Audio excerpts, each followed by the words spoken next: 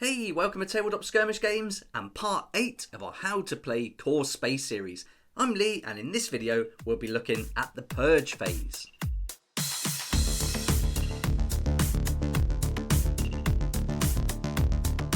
So far in our How to Play Core Space series, we've covered everything up to and including effortless actions, but now it's time to move on and look at the Purge phase. In the Purge phase, more Purge may arrive onto the board and attack. In each round, the Purge are moved and rolled for by the player with the turn counter, unless that player's crew are the ones being attacked, in which case another player should roll. And the Purge phase comes in two stages. Number 1, arrival, and number 2, activation. Let's start with arrival. Each hostility level includes a number of icons indicating the characters that could potentially arrive in this phase.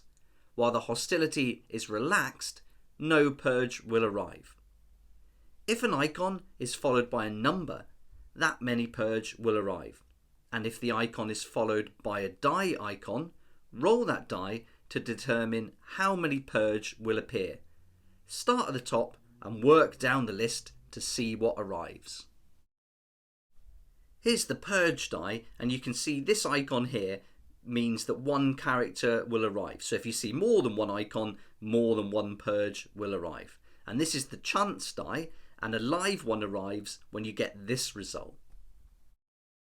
When the hostility level reaches Purge, the number of Purge arriving will be the same as in Kill Me, but remember that from now on all Purge characters will use the increased statistics on the charge side of the Purge board.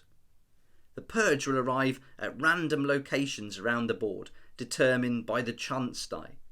The numbers on the chance die correspond to the entry point counters. Roll separately for each type of Purge arriving.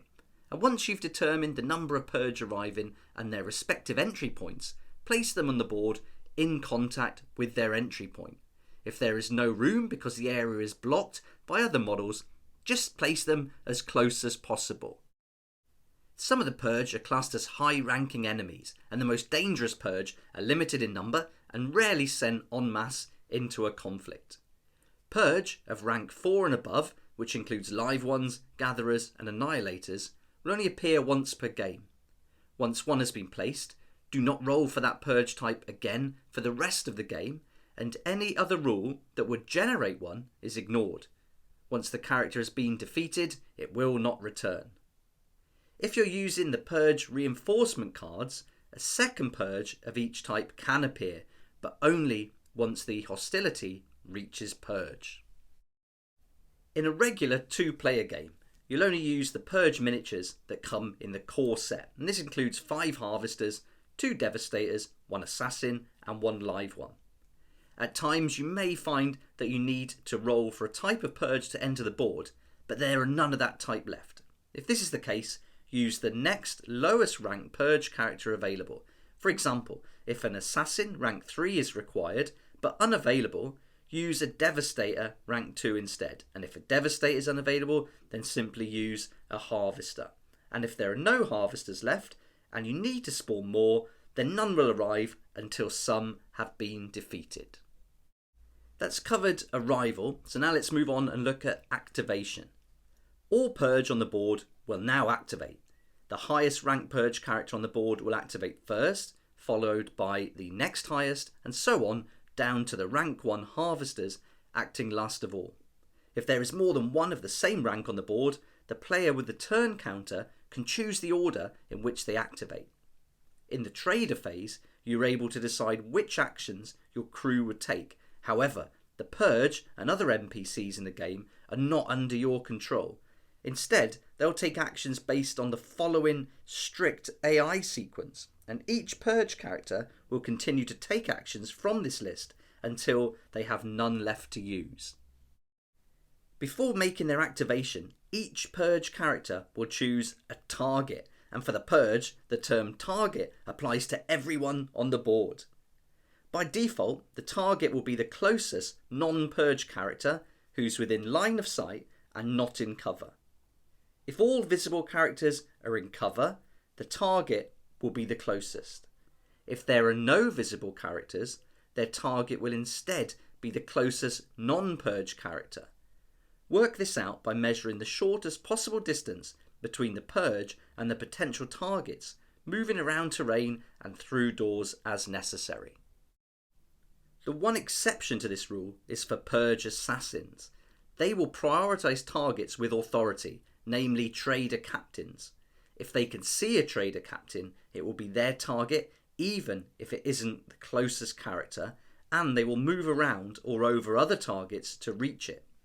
This includes leaving base contact with another enemy and provoking an attack of opportunity. If an assassin cannot see a captain, then they follow the normal rules. And defeated traders, they're never targeted. Once a target has been chosen, it remains locked for the rest of that character's turn unless it's defeated.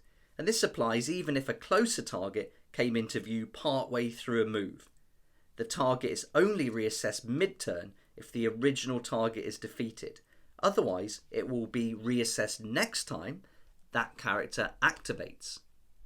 Now let's look at some actions for the purge. And the purge can make move and assault actions, and they'll use them in the same way as traders. Each time they make an action, the purge will prioritise the action that causes the most harm possible using the AI action chart that you can find on page 36 of the core rulebook. Once you've played a couple of times, these actions are going to become second nature, and it really doesn't take long at all to pick them up. But there are just a few things to remember. The first one is that the purge that take a move action always move as far as possible. For example, the full 4 inches, unless they move into base contact with the target, at which point they will stop. We also need to look at ranged assault actions taken by the purge, which have unlimited range, but still follow the normal rules for shooting at engaged characters. And then finally, the purge are unaffected by these dice results unless otherwise stated. And that just leaves us with one final note to make for the purge, which is prone characters. And purge that have been knocked prone must use their first action to stand up before making the rest of their activation as normal. I'd recommend taking a good look at the NPC AI action chart on page 36 and keeping it handy during your first game or two, and also have a look at the example on page 37 if you're still unsure about how this works. And that brings us to the end of part 8 of our How to Play Core Space series, so now you know everything you need to know to play the Purge phase. So come and join me for the next video in the series where we'll look at the NPC phase, and then that brings us almost to the end of the series and we can actually start playing some games. Everything we go through in this How to Play Core Space video series is taken from the Core Space rulebook, and you can buy this separately or find it as part of the Core Space starter set. And if you haven't got this set already, then I can highly recommend it, and I've done a video where I've unboxed all the contents and gone through it in loads of detail so you can see exactly what's included and a little bit about the game. So if you'd like to check that out, I'll put links in the description below to Battle Systems website where you can get all their products, but also Element Games where you can save up to 20%. And you can also watch videos on how to build the terrain and all the different components that come with it. And then I've done another video where we go through all the tokens and cards in lots of detail too. I've also done videos where you can learn how to paint both ARIANNA and all the other miniatures that come in that core set. So check out those videos if you're interested in painting your miniatures, and I can highly recommend doing that. I hope you enjoyed this video, and it'd be great to see you in the next video of the series. Please like if you like it, subscribe for more videos like this, and don't forget to hit the notification bell to join me next time on Tabletop Skirmish Games.